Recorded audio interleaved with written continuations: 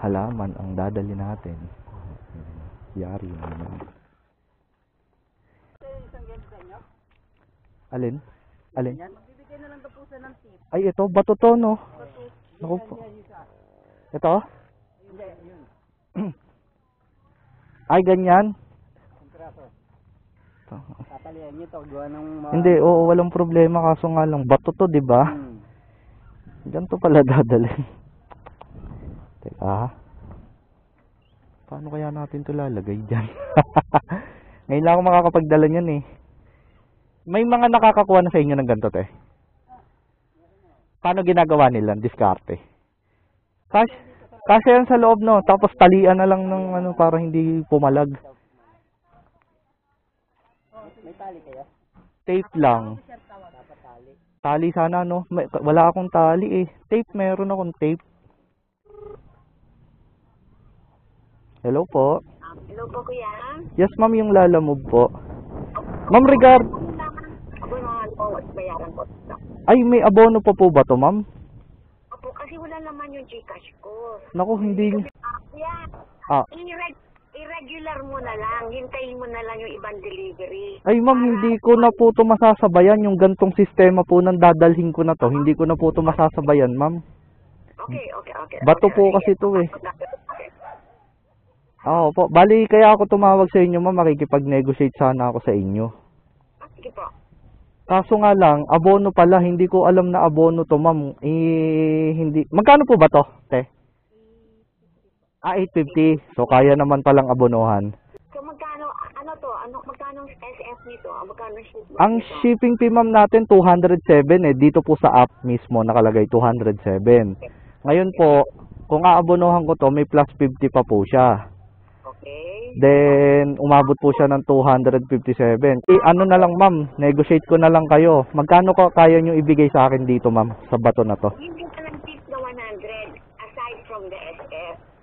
100. Bali, ma'am, sa abono kasi automatic 50 pesos kagad yun eh.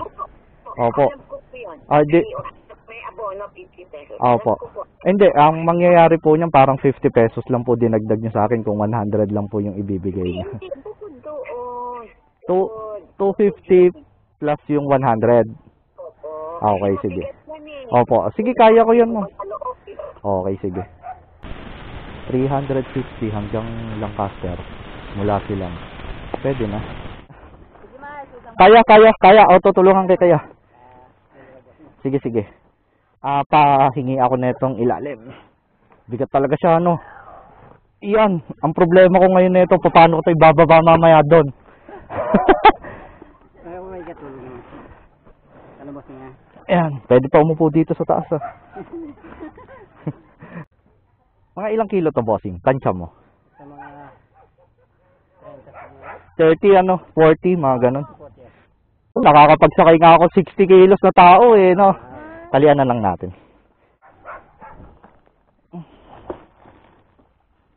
Eto. Bossing, pakitali nyo na nga po dyan. Okay na siguro yan. Tapos to.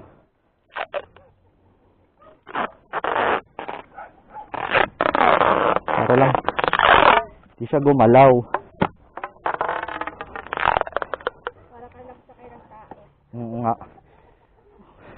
Sabi nyo, may kumuha sa inyo ng ganito. Kung siya nga, kinaya eh. Ako pa kaya, ano? Okay na sa akin na pit. Basta safe ako. Okay na po. Sukli ko na lang, ma'am. Alright. So, yan.